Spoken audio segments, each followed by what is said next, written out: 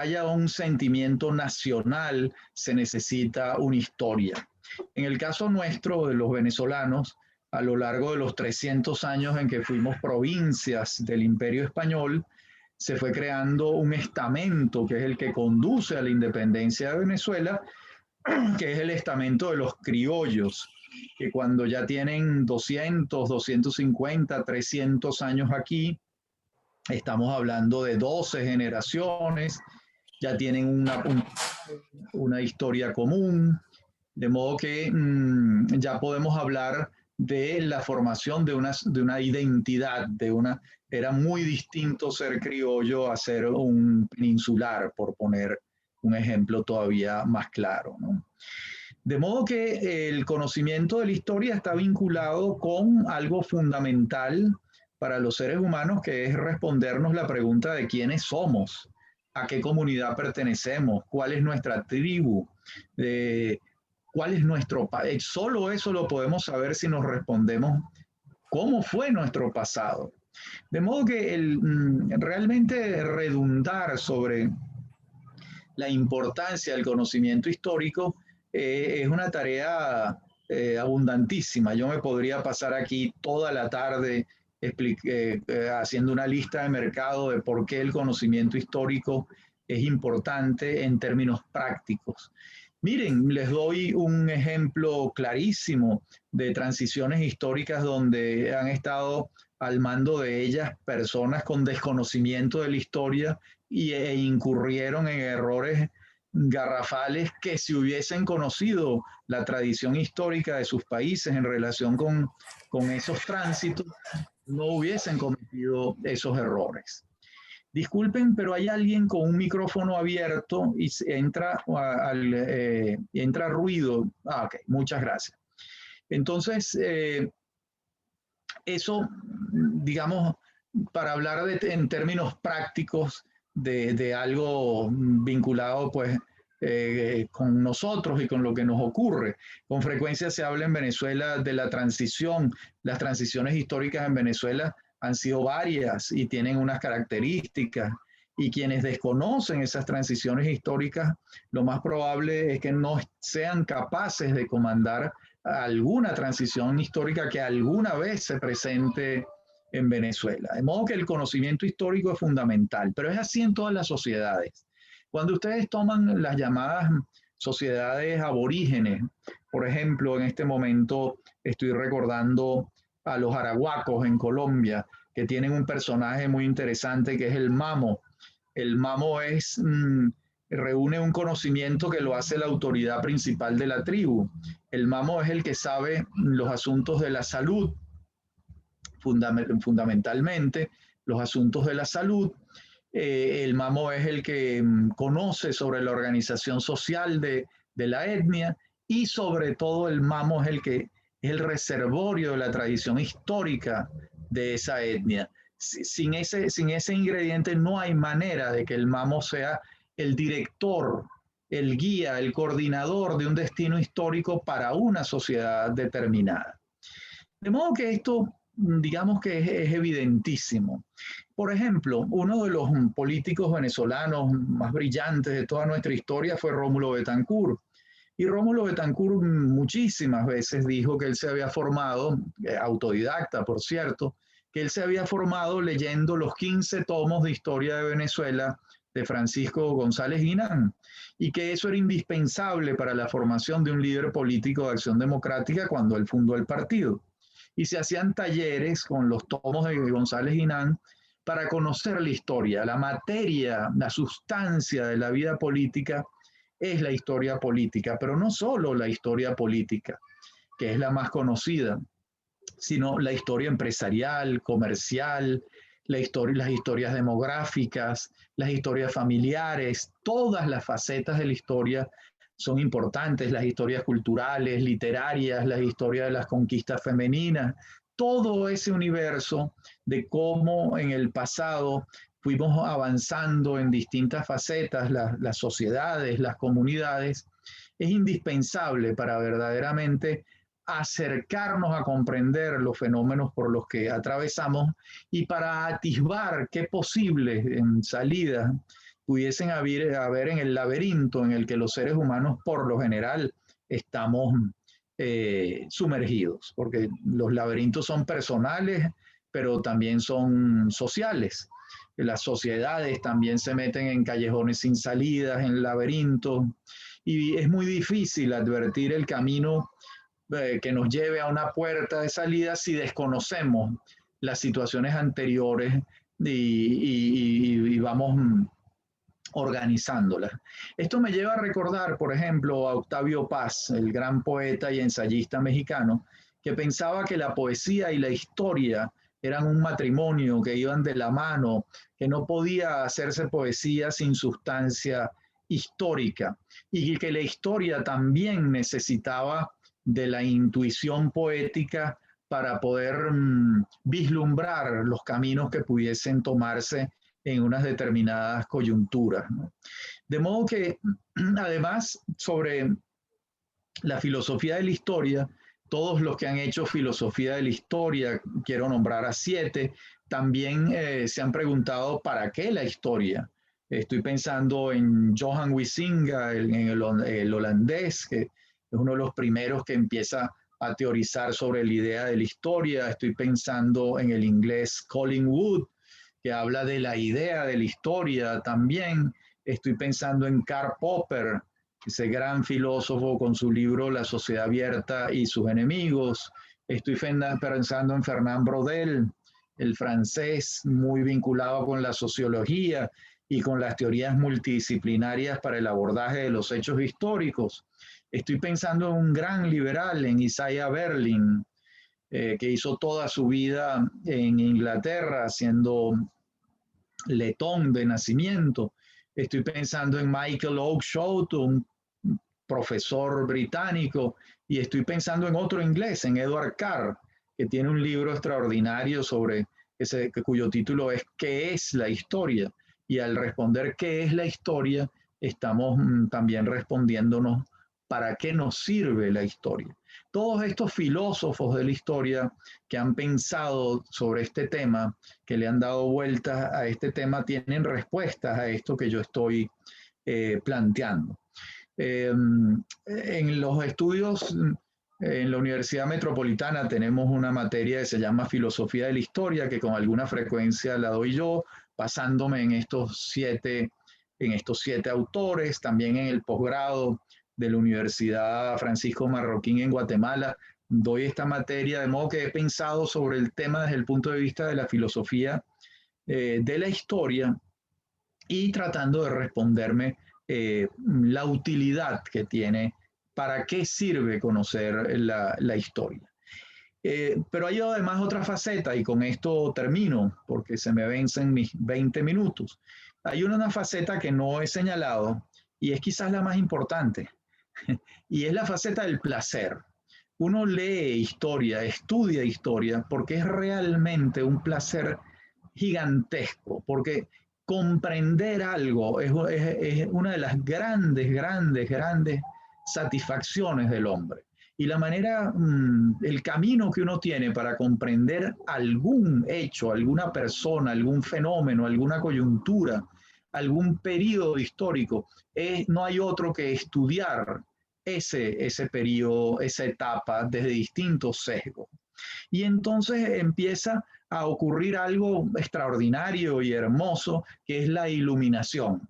Empiezan unos territorios oscuros, tenebrosos, llenos de niebla, y el historiador comienza con una cantidad de luces, de bengala, de pequeñas linternitas, de antorchas, hasta que consigue un faro bastante grande y alumbra aquellos territorios baldíos, desconocidos, y comienza a explicarse hechos que eran hasta ese momento misteriosos para él.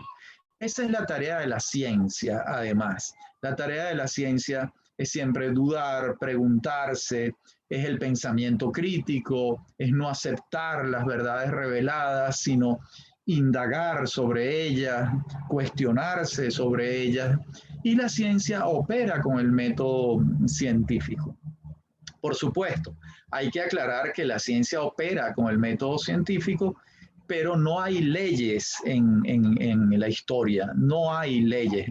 Ese error del historicismo, muchas veces señalado por Popper, yo creo que ya es algo que nadie discute. La idea que se tuvo desde la perspectiva fascista o desde la perspectiva marxista inicial de que la historia estaba escrita y que inexorablemente íbamos hacia determinado destino, eso ya sabemos que no existe. Esos determinismos históricos no existen, lo que hace todavía más fascinante a la historia porque se trata de un devenir, un acontecimiento permanentemente cambiante y en la medida en que es cambiante es un desafío, es desafiante. No sabemos lo que va a ocurrir. Por más que conozcamos el pasado, ignoramos lo que finalmente va a ocurrir. Esta es una de las grandes pasiones también humanas, la incertidumbre. La historia nos ayuda a aminorar la incertidumbre, la angustia en relación con el futuro, quizás sí, pero no de manera definitiva. Siempre hay unos márgenes importantísimos de incertidumbre que no podemos controlar y que, sin embargo, podemos reducir en la medida en que tengamos conocimientos históricos, ¿no? Y en la medida de que podamos hacernos mapas mentales de lo que ha ocurrido y de lo que podría ocurrir. Por supuesto, la historia no es cíclica, la historia no se repite como muchas personas comúnmente creen, la historia siempre plantea circunstancias novedosas. Sí ocurren hechos parecidos, eso por supuesto que sí ocurre, pero de ninguna manera se repite en forma eh, exacta.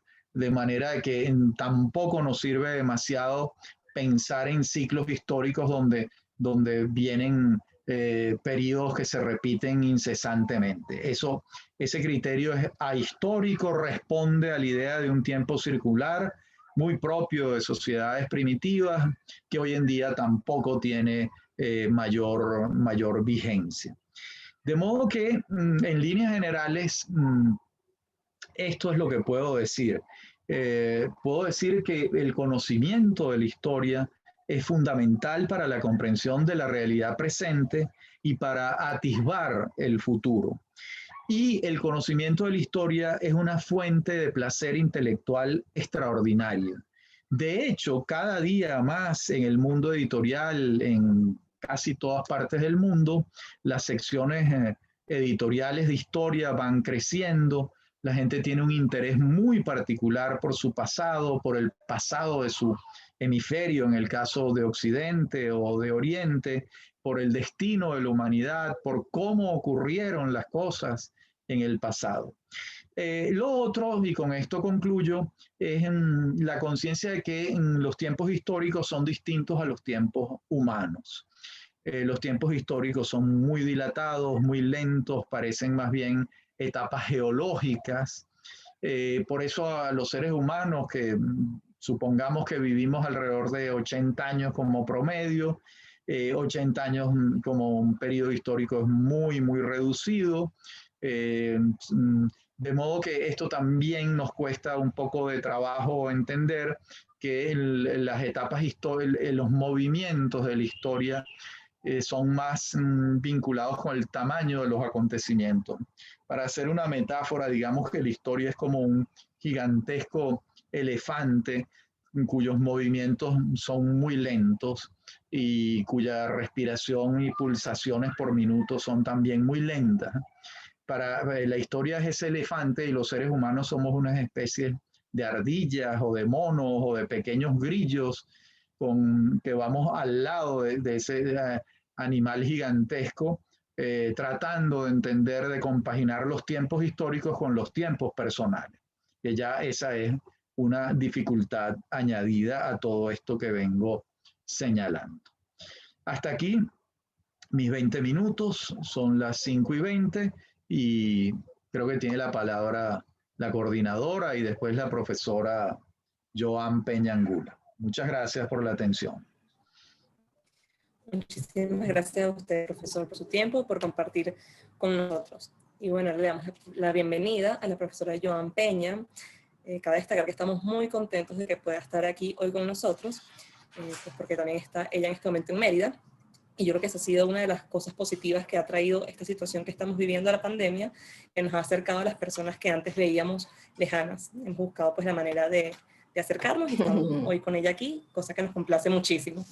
Y bueno, nada, me permito también presentarla en este momento. La profesora Joan es docente de la Escuela de Historia de la Universidad de los Andes, licenciada en Historia, magíster en Ciencias Políticas, actualmente doctorando en Historia por la Universidad de Sevilla, España. Además, la profesora se ha desempeñado como directora de la Escuela de Historia de la Facultad de Humanidades y Educación de la Universidad de los Andes, directora del Archivo Histórico de la Eloy Chalbot Cardona, de esta misma universidad, coordinadora del Grupo de Investigación Ideas en Libertad, así como de la Cátedra de Estudios sobre el Holocausto y LOCEL de la Universidad de los Andes. Además, la profesora Peña se ha encargado de investigar exhaustivamente sobre historia política, historia de las ideas políticas, pensamiento político, tribalismo político, relaciones civiles militares, historia cultural, imaginarios, historia conceptual, teoría de la historia, totalitarismo, Shoah, inmigración sefardí, historia contemporánea de Israel, entre otros. Sin nada más que agregar, le damos la palabra, profesora. Buenas tardes, muchas gracias.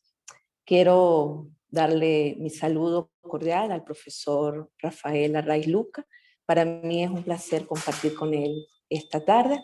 Agradecer al espacio a Ana Frank, a su junta directiva, a Leti, a la licenciada Leti, a Sofía, por su apoyo y por su gentil invitación a compartir esta actividad que forma parte de la gira universitaria del espacio Ana Frank. Yo me voy a permitir compartir mi pantalla, pues a partir de, espérense un momento, si comparto, ok, creo que no voy a poder compartir, creo que me tienes que activar por favor para yo poder compartir la pantalla, Sofía. O si no, podemos hacer así, no hay ningún problema. Listo. Ok. Déjame intentar compartir. A ver.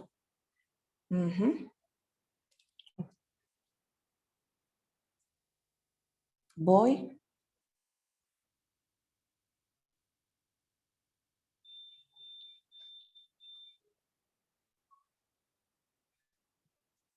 Voy. Oh, creo que no voy a poder. Voy. Bueno, quedémonos. Ok, yo voy a comenzar. Me voy a permitir. Voy a comenzar sin presentación. Ok.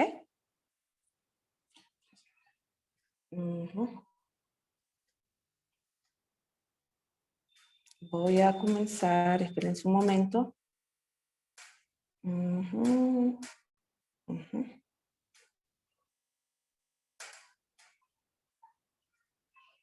Creo que ahí, no sé si se ve. Ok, perfecto. Y ahora se comparte, perfecto. Ok, perfecto, disculpe.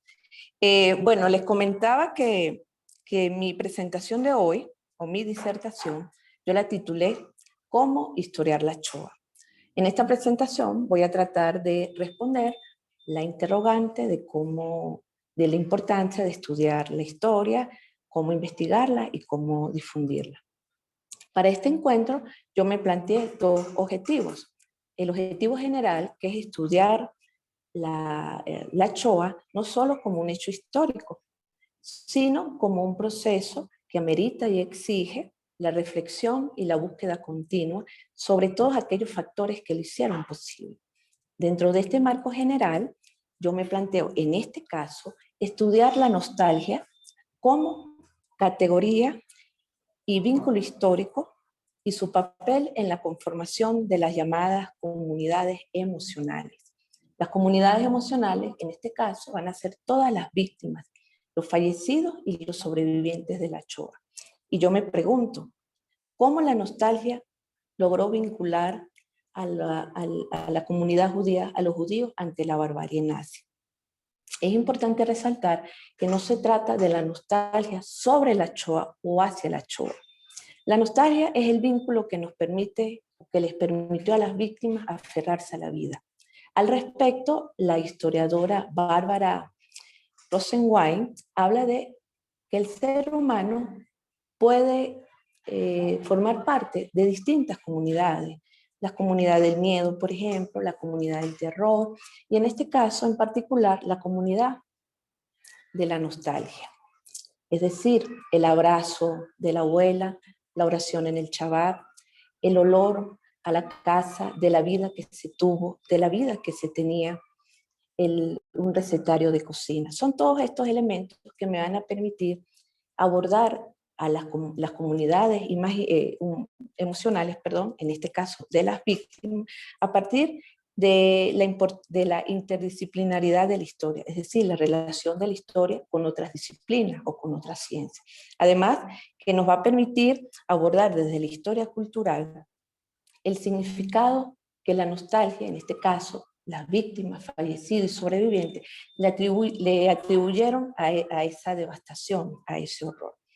En tal sentido, voy a insistir aquí, en esta presentación, en la historia del pasado que se repite. No es que se repite la historia, concordamos allí con el profesor Rafael Array, es la idea del pasado que no pasa, la idea del pasado que se hace presente, pero además de la nostalgia como emoción histórica, de la memoria, de la historia del presente, la globalización de la memoria, la globalización del dolor y la globalización de la nostalgia. Antes de continuar con esta disertación, yo quiero hacer una precisión del vocablo holocausto y el del vocablo Shoah. Seguramente muchos de los asistentes ya tenemos conocimientos al respecto, pero nunca está de más, y tampoco hay que darlo por sentado, que es del conocimiento de todo el mundo. Así que la palabra holocausto es la traducción griega de una palabra hebrea que aparece en la Biblia y que denota o designa el sacrificio a Dios consumido en el fuego. Algunos historiadores comentan que entre 1957 y 1959, escritores e historiadores del mundo inglés empezaron a usar la palabra para designar el genocidio más extremo que ha conocido la humanidad. Al respecto, hay otros historiadores que comentan que no fue sino luego del juicio de Eichmann en Jerusalén que comenzó a popularizarse este vocablo, holocausto. Con respecto al vocablo Shoah, es de origen hebreo, significa destrucción, y se rastrea que apareció por primera vez en un folleto en el año de 1940 en la universidad, en Jerusalén, para designar o para denunciar todos los atropellos y las persecuciones contra el judaísmo europeo al inicio de la Segunda Guerra Mundial. En el año 1942, un historiador de la Universidad Hebrea de Jerusalén utiliza la palabra Shoah para designar el genocidio más grande con sus singularidades. Ahora bien, entre el mundo histórico e historiográfico, independientemente se llame historiografía de la Shoah o historiografía del Holocausto, designan el mismo hecho. El exterminio de los judíos por parte de los nazis. Ahora bien, dicho esto, voy a referir las palabras de un sobreviviente de la Shoah, además Premio Nobel de la Paz en el año 1986. Elie Wiesel decía: hechos son solo hechos sobre los cuales los historiadores basan sus investigaciones, mientras los sobrevivientes decimos la verdad. Estas palabras salen en una compilación del año 1993, cuyo título en español puede decirse algo así como ¿qué hemos aprendido? ¿Sobre qué hemos aprendido? Estas palabras de Wiesel van a ser el preámbulo para contestar cómo historiar la Shoah, cómo investigarla, cómo difundir la Shoah. Como lo dije en un principio, yo la voy a abordar desde la historia de las emociones, desde la historia desde la nostalgia, como vínculo, como vínculo histórico, mecanismo histórico de cohesión. Ahora bien, todos los historiadores enfrentamos retos, desafíos, cada vez que delimitamos o definimos un tema de investigación. Por supuesto, la Shoah tiene muchos retos y muchos desafíos, sobre todo en esta sociedad global, ¿no? La globalización de las redes sociales, entre otros. Dentro de los desafíos hay algunos muy importantes que como historiadores, y no historiadores incluso, no debemos olvidar. El primero tiene que ver, que ya lo tocaba el profesor Rafael Arraiz Luca, con la definición misma de la historia.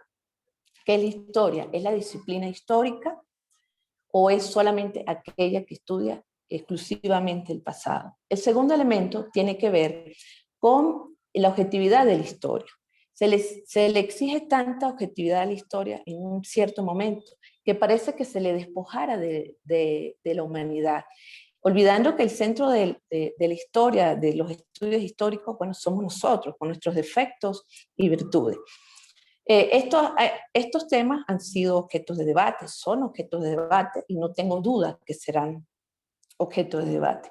A colación traigo las palabras del intelectual francés e historiador Paul Ricoeur, quien expresa que la historia nunca será objetiva, que la historia siempre será subjetiva, pero su objetividad la da la rigurosidad en la búsqueda de la fuente, en todo el proceso de indagación, cita textual, entre otros ejemplos.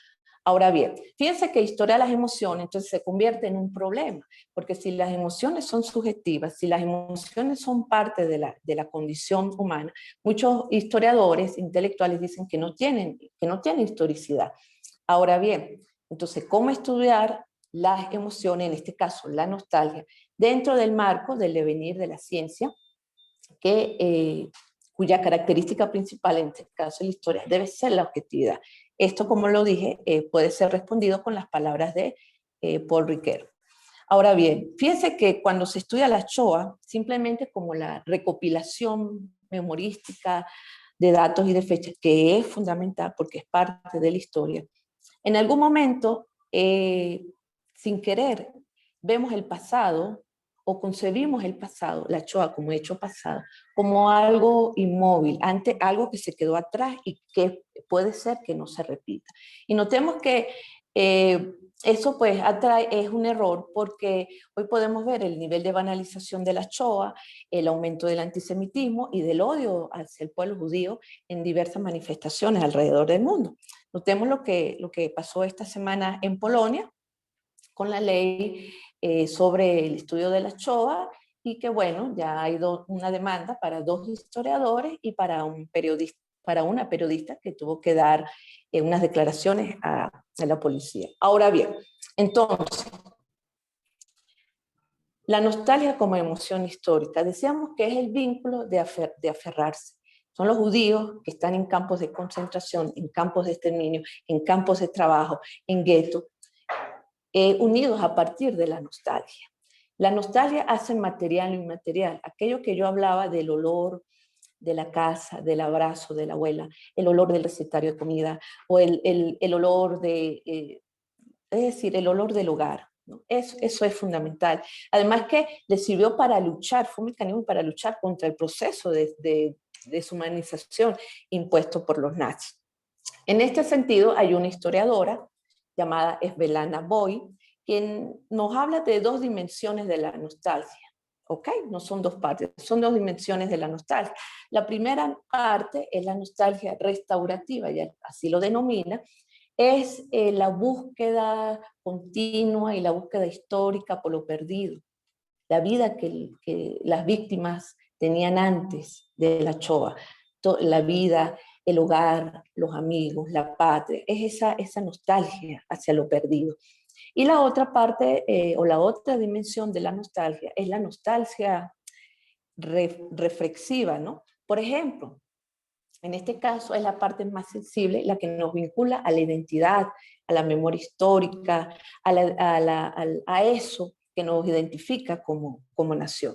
De la misma historiadora, y basándonos en esta tipología que ella misma explica en su obra, nos dice: la nostalgia nos permite distinguir entre la memoria nacional, basada en una única trama de la identidad nacional, y la memoria social, que consiste en marcos colectivos que marcan pero no definen la memoria individual.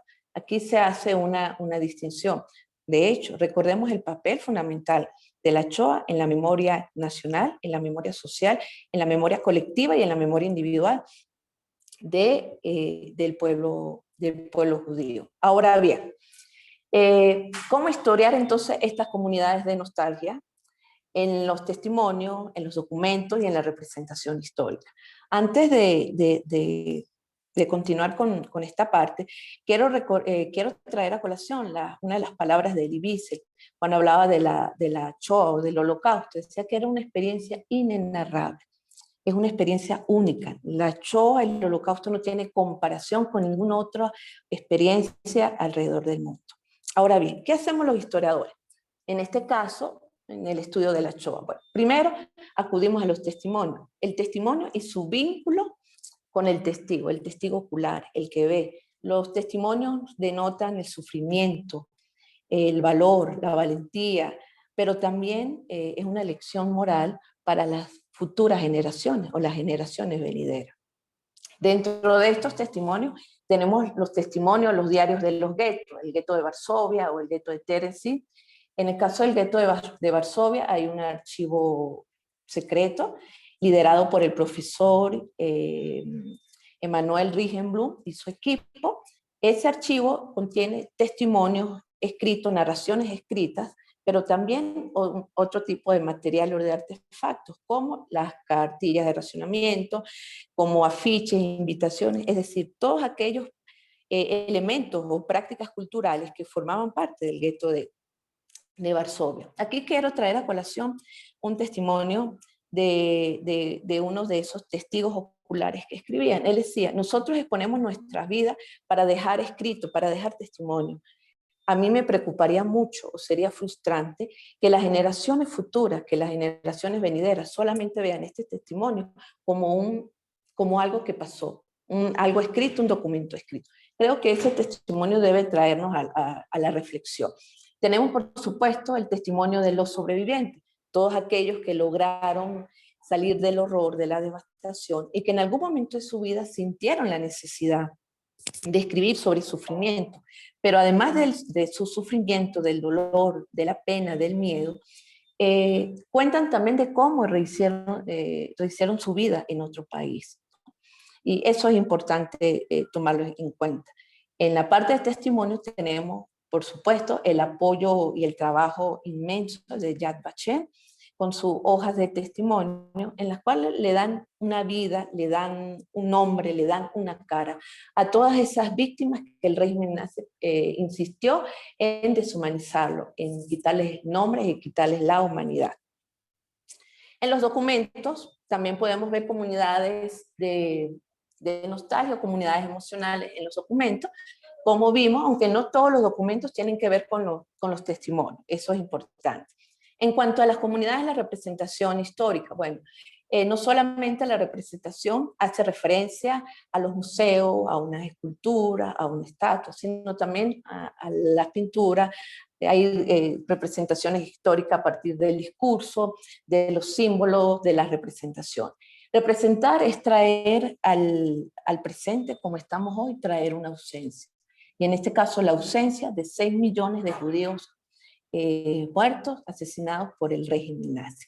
Pero bueno, vamos a ver algunos ejemplos de esto. Para esto, yo tomé testimonios de miembros de la comunidad judía venezolana, sobrevivientes de campos de exterminio, campos de concentración o de guetos, ¿no? El primer testimonio es de la señora Clara Osfeld, y esposa del señor Hilo Osfeld, ambos sobrevivientes de la Shoah. En su obra La mujer del espejo, ella nos dice: a lo largo de mi vida consciente me persigue la emblemática imagen que marca el inicio del doloroso periplo de nuestro destierro. La inolvidable estampa, la niña entre sus dos padres cargando sus pertenencias. Lo que ayer constituía una familia feliz, hoy éramos nómadas.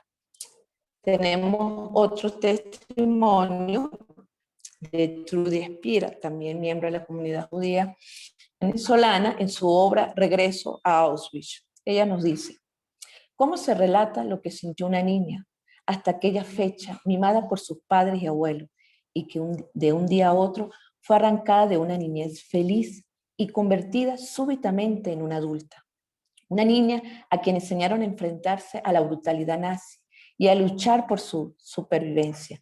Una niña a quien debieron hablarle de cámaras de gas y crematorios. Una niña que solo con su imaginación y sus sueños de cuentos de hadas, en los que al final siempre triunfa el bien, pudo enfrentarse a la realidad manteniendo su inocencia. Tenemos otro testimonio.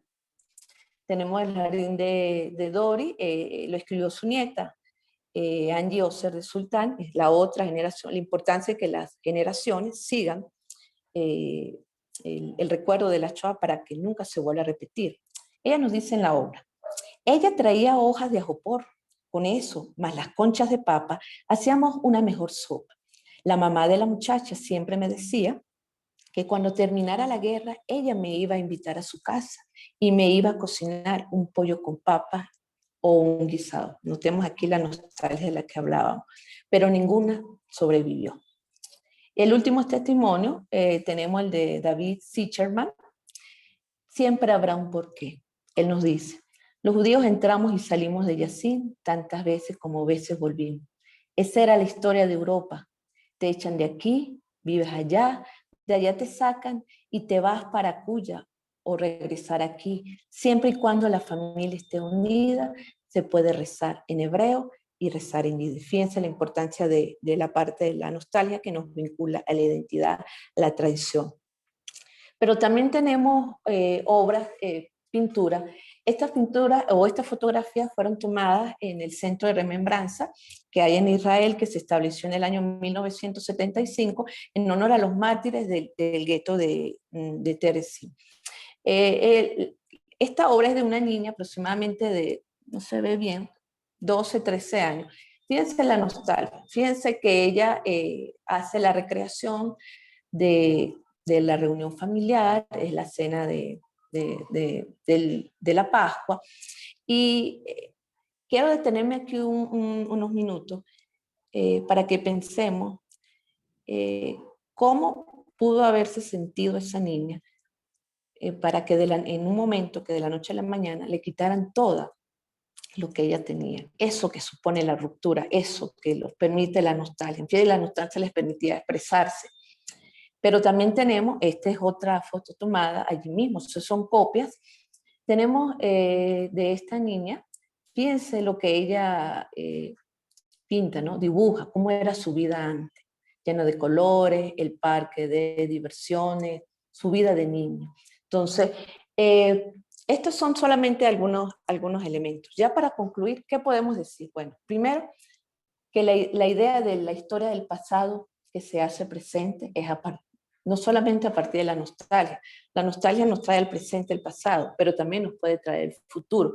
En este caso, el futuro era el futuro que terminara la guerra, el futuro que terminara el horror. Pero hay otro elemento fundamental, y es acercarnos a una historia mucho más humana, a una historia que no solamente cuente o cuantifique el número de muertos, el número de asesinados. Porque al fin y al cabo la historia de la Shoah es una historia humana. No solamente se habla se puede hablar del sufrimiento, por supuesto, como lo comentamos, pero hay otros elementos allí que nos pueden dar luces sobre la importancia que tienen, en este caso, la memoria colectiva, la memoria nacional, para poder hacer resistencia a este tipo de barbarie, como la barbarie de la Shoah. Hasta aquí y nunca más.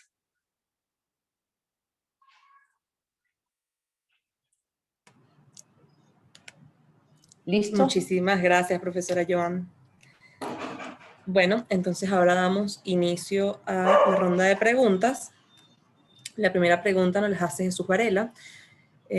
¿Por qué las personas no conocen, no hacen el intento de conocer su historia? ¿De qué manera se puede enseñar la historia de modo que pueda llegar a las personas más pobres? Esta pregunta, por su similitud, decidimos relacionarla con la de José Acosta. Entonces no sé cuál de los dos profesores quisiera responder esto.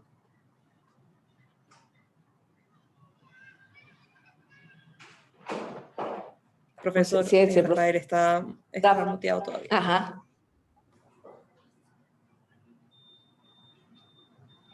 repito esta, dice, ¿por qué las personas no conocen o no hacen el intento de conocer su historia? ¿De qué manera se puede enseñar la historia de modo que pueda llegar a las personas más pobres? No sé si nos quiere ayudar con esto, profesora Joan. Claro, sí, sí. Estaba esperando que el profesor Rafael Arraiz pues, iniciara la... Fíjense que es un problema que siempre ha acompañado a las sociedades, ¿no? El desinterés por la historia. Cuando uno comienza a estudiar historia, de algún momento, o en el inicio, siempre le dicen a uno sobre la importancia de conocer el pasado para no repetir los errores del pasado en el futuro, ¿no? Parece incluso un cliché.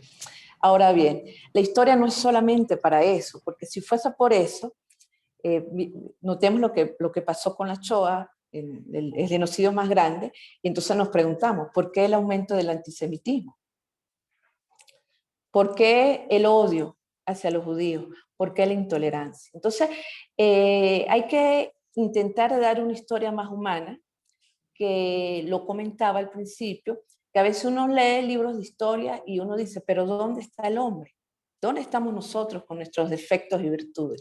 Y quizás se desnaturaliza la historia de su propia condición humana. ¿Qué sería lo recomendable? Por ejemplo, eh, dar a partir de los testimonios, de que entiendan, de que en este caso de la Shoah o cualquier evento, de que los protagonistas de la historia somos como nosotros, somos humanos que tenemos, que padecemos, que sufrimos, que tenemos defectos. Entonces creo que es importante y depende del grado, ¿no?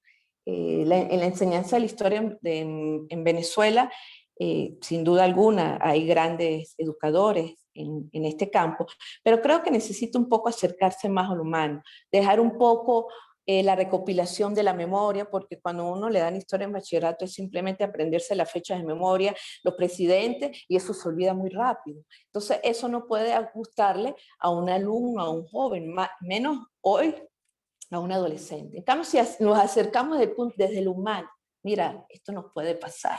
No solamente si quedó como pasado, pero esto se puede hacer presente, tomar en cuenta de que la historia no se repite. No sé si contesté algo la respuesta del público, la pregunta, perdón, del público. Sí, muchísimas gracias. Aquí hay una que se la hace Ricardo Marcano, especialmente al profesor Arraiz. Pregunta, me interesa saber si la historia sirve para acrecentar el orgullo de la población en un país, haciendo alusión a lo que logramos hacer bien en el pasado y que podemos volver a hacer en el futuro, para superar lo que se ha realizado mal en el presente. Pienso que esto es importante para un futuro cercano. Esto nos pregunta Ricardo Marcano, profesor Arraiz.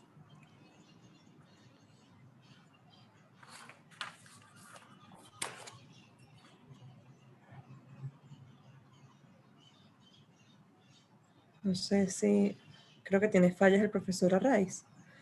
Entonces, Parece. bueno, no sé si tú nos puedas ayudar, Joan, con esto. ¿Te repito la pregunta? Sí, por favor.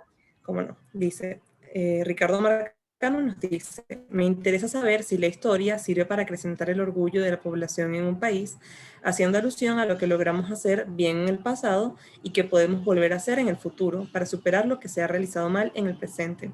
Pienso que esto es importante para un futuro cercano. Claro, recordemos que la historia, primero, ha sido, es y será un elemento de manipulación y tergiversación de la realidad. Los regímenes totalitarios, autoritarios, toman la historia, narran, inventan una historia, definen aquellos elementos que para su proyecto ideológico totalitario les conviene. Entonces, la historia, claro que sí, y así a los hechos nos hemos remitido, exacerba los nacionalismos. ¿Okay? Pero esto es por parte de los proyectos totalitarios. Ahora bien, si él habla de la historia oficial, la historia que nos da identidad como nación, en el caso de los venezolanos, en nuestro imaginario pues está el padre de la patria, Bolívar, el libertador. Pero la historia oficial no necesariamente, y esto es importante resaltarlo, no necesariamente es una historia que intenta ideologizar o enajenar, ¿ok? La historia oficial está basada en esos parámetros que debemos conocer, en este caso como venezolanos, todo el proceso histórico, el devenir histórico, hasta lo que somos hoy en día. Entonces, fíjense que estoy distinguiendo entre la historia que es tergiversada por proyectos totalitarios ideológicos, la historia oficial, y qué iremos o qué vamos a hacer nosotros como país. Sin duda, la historia, los historiadores, los intelectuales que reflexionen sobre quiénes somos, qué hemos sido, cuáles han sido los errores que hemos cometido, en este caso como venezolanos. Tenemos un papel fundamental y es seguir trabajando para descubrir nuestros errores. Quizás nuestras virtudes las sabemos, los errores o los fracasos que hemos cometido quizás no. Entonces, creo que hay que hacer énfasis allí, ¿no? Sí. Otra pregunta nos la hace Stephanie Romero y nos pregunta cómo podemos evitar la desinformación sobre el Holocausto en las redes sociales. Y además también pregunta qué opinan sobre la invisibilización, perdón, de las minorías, como mujeres, afrodescendientes, los aborígenes, comunidad queer, entre otros, en los libros de historia o en el canon de lo que se enseña en las escuelas. Bueno, con respecto a la primera pregunta y a las redes sociales, el antisemitismo siempre ha existido. Hoy lo que conocemos es la versión moderna o contemporánea del antisemitismo. Que es el discurso antisemita, o sea, en contra de los judíos, ¿qué tiene? Que los judíos, o los renglones más básicos, que los judíos tienen el control político del mundo, que los judíos tienen el control financiero del mundo, son negadores de la Shoah y son difamadores del Estado de Israel. El Estado de Israel es el culpable de todo alrededor del mundo. Estas son algunas de las características del antisemitismo moderno. Ahora bien, para luchar contra el antisemitismo es fundamental organizarnos, estudiar, investigar, difundir realmente qué fue lo que sucedió. ¿Ok? Eso es fundamental. Ahora bien, es importante, sobre todo en el sector de los más jóvenes, que de alguna manera pues, son más vulnerables a aceptar este tipo de discurso, que jóvenes también se preparen y también utilicen las redes para contrarrestar todo ese discurso de odio contra los judíos. O no solamente contra los judíos, bueno, estamos hablando en este caso de la comunidad judía. Entonces creo que es importante la preparación. Y hoy Internet tiene sus defectos, pero también tiene sus virtudes. Gracias a Internet nos estamos comunicando. Entonces, bueno, vamos a organizar. Yo creo que el espacio Ana Fran ha hecho un trabajo fundamental allí y tiene que seguir haciéndolo con respecto a preparar a los más jóvenes, por ejemplo, y hacer actividades de discusión, hacer actividades de debate sobre esto, ¿no? sobre la intolerancia, porque al fin y al cabo es sobre la intolerancia. Ahora, ¿por qué no sale en los libros de historia? Creo que es eso, la pregunta, ¿no? Que no salen las minorías, ¿no? Bueno, esa es una pregunta que yo me hice mucho cuando yo estudié, imagínense, hace cuánto yo estudié bachillerato, ¿no? Pero, o sea, cada vez que se hace la historia oficial, hay un grupo de seres humanos que están ahí trabajando, ¿ok? Y ellos seguramente tienen un proyecto ideológico. Y mientras que las personas menos lean o las personas menos sepan, son más factibles de creer e inclusive aceptar algunas cosas como verdades absolutas. Uno como ser humano, yo siempre le digo a mis estudiantes, hay que dudar, hay que argumentar, hay que buscar. Eso es lo que se busca. Entonces, hay que luchar sobre todo porque en los mismos espacios universitarios, esto lo digo como testimonio, hay antisemitismo, ¿ok? Y quizás no radical, algunos le dicen así, pero en nuestros espacios de trabajo hay pequeñas manifestaciones de antisemitismo. Entonces, ¿qué hacer entre eso? Quedarnos callados, ignorarlo o denunciarlo o escribir de alguna manera. Entonces, creo que son muchos elementos. Fíjate, Sofía, estoy hablando de preparación, de debate, de lectura, de argumentación, de que los chicos tomen las redes, ¿ok? Pero una vez preparados. Y también que entendamos que bueno, que la historia oficial no es completamente mala, pero que detrás de eso siempre hay un proyecto, ¿no? Por eso es que nos interesa un gobierno y un Estado democrático, ¿ok? Chévere. Vamos a leer dos preguntas más para ir finalizando. Alba Rondón nos escribe: la historia siempre se ha escrito centrada en la vida heroica de personalidades, pero pocas veces en los procesos que vive un país. Parece que el proceso pertenece a la sociología y las fechas a la historia. ¿Qué elementos se deben considerar para salvar los procesos? Ok, fíjense que desde el principio lo comenté, que en el caso de la Shoah es importante saberse los hechos como tal, ¿ok? Del inicio de la Segunda Guerra Mundial. Pero antes de eso, el problema del antisemitismo, porque el problema del antisemitismo tiene en Europa tiempo y hay testimonios al respecto, ¿ok? Ahora bien, la historia, lamentándolo mucho, se sigue entendiendo hoy en día como una simple cronología de fechas. Por eso lo decía en una de las preguntas. La historia no es aprenderse fechas de memoria, como le decían a uno en bachillerato, que tenía que aprenderse todo el siglo XX venezolano con los presidentes. La historia no es eso. La historia es reflexionar sobre quiénes somos. Por eso es que cuando yo planteo la nostalgia como una categoría para estudiar las comunidades de la nostalgia, es decir, las víctimas, los fallecidos y los sobrevivientes, para acercarnos más a la parte humana. La historia no es cronología. La cronología, por supuesto, nos permite ubicarnos en el tiempo y en el espacio, por supuesto. Pero la historia necesita de la relación con otras disciplinas. La antropología, la sociología, la psicología, la estadística, la geografía, etc. Entonces creo que queda claro que no podemos definir hoy la historia como simple fecha. Voy a utilizar la definición de Marc Bloch, el historiador francés. La historia es la ciencia de los hombres en el tiempo, los hombres con sus defectos y virtudes, no en el pasado.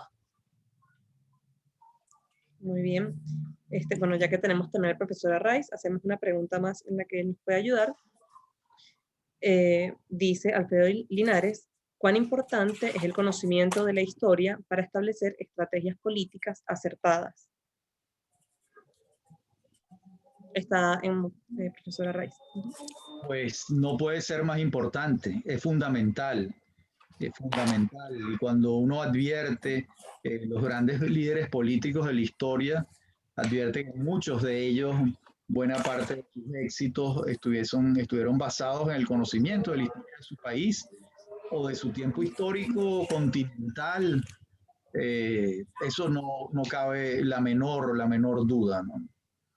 Hay muchos ejemplos venezolanos, hay muchos ejemplos internacionales sobre esto que estoy diciendo. Muy bien. Aquí habían otra que habían enviado específicamente para la profesora Joan. Dice, bueno, para cualquiera de los dos, dice: sobre el caso de los historiadores y la periodista en Polonia, ¿hasta qué punto las investigaciones históricas están comprometidas o las comprometen para obligar al estudio parcial de los hechos? No sé quién de los dos nos quiere ayudar con esta pregunta.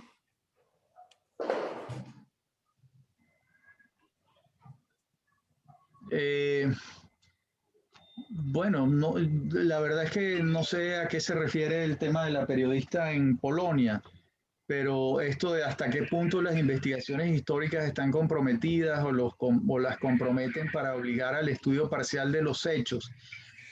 Pues eso depende mucho del historiador, realmente, y de la libertad que tenga el historiador para abordar los hechos históricos y sacar sus propias conclusiones.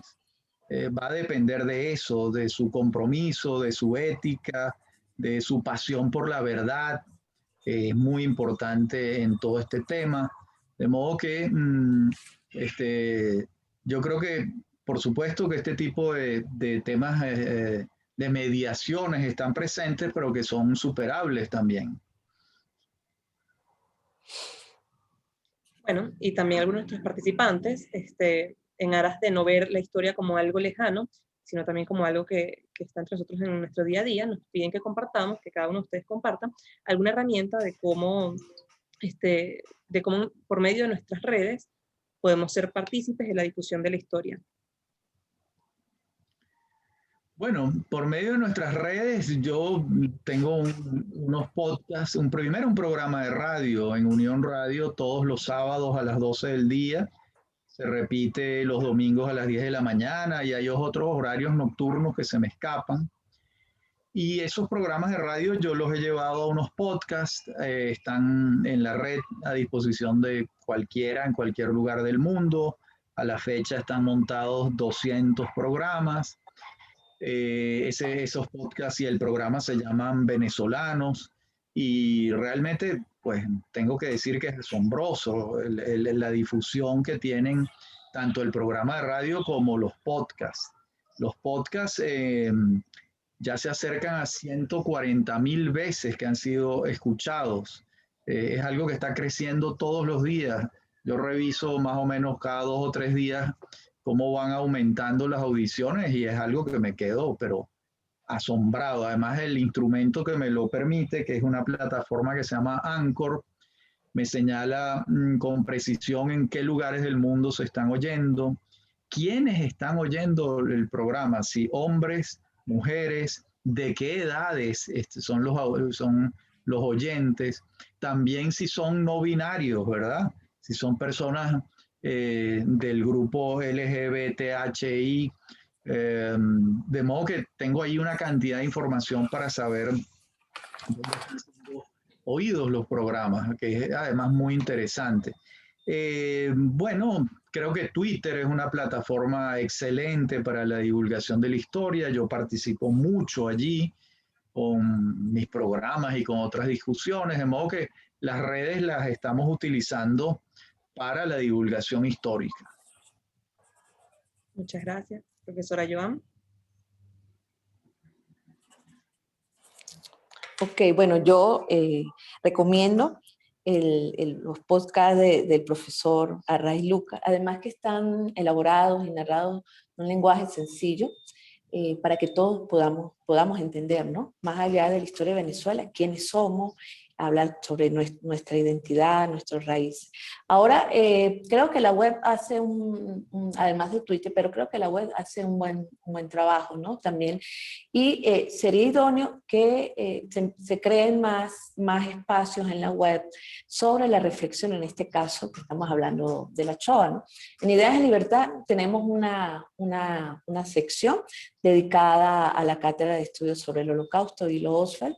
Ahí hay reflexiones de profesores universitarios, pero también, por ejemplo, tenemos a Trudy Oswald de Vendayán, que es hija de del señor Hilo Oswald. También tenemos algunos miembros de la comunidad judía en Venezuela que han escrito allí. Entonces, las redes sociales nos permiten hoy un amplio espacio para debatir, para reflexionar sobre todo. ¿Ok? Entonces, pero lo que decía anteriormente, se necesita preparación, se necesita lectura, y esto lo vinculo con aquella pregunta que hiciste, ¿no? Con respecto a cómo luchar contra el antisemitismo, el negacionismo en las redes. Para eso lo primero es leer, prepararse, reflexionar y bueno, y formar y vuelvo y repito el trabajo del espacio Ana Frank, ¿no? Al respecto. Muchísimas gracias a los dos. Y también agradezco a todos los que participaron enviándonos sus comentarios y sus preguntas. Por cuestiones de tiempo, pues no nos permitiremos leerlas todas. Sin embargo, les recuerdo que estas actividades de la gira universitaria continúan durante todo el mes de febrero. Recordemos que los próximos 2 jueves también tendremos este ciclo de charlas. El próximo tendremos a la profesora Esther Mobilia y al profesor Luis Daniel Álvarez, quienes nos estarán hablando de la posición de Venezuela frente a la Shoah. Además de esto, tendremos una guiatura virtual por nuestra exposición RRR, además de una cine tertulia. Entonces, bueno, están todos invitados. Agradezco nuevamente a todas las personas que nos han acompañado hasta este momento y un saludo especial a los miembros de nuestra junta directiva que nos han estado acompañando también en esta charla, la primera y la que da inicio a nuestra gira universitaria del 2021 y la primera que hacemos de forma virtual por la coyuntura que vivimos, pero que bueno, a pesar de esa situación nos permite llegar a muchas más personas y a distintas ciudades de nuestro país, cosa que nos alegra muchísimo. Y bueno, nuevamente, muchísimas gracias, profesora Joan. Nos encantó poder contar con su presencia y muchísimas gracias también a usted, profesor Rafael Arraiz. Muchísimas gracias. Nos despedimos y bueno, los esperamos en las próximas actividades que tendremos durante este mes.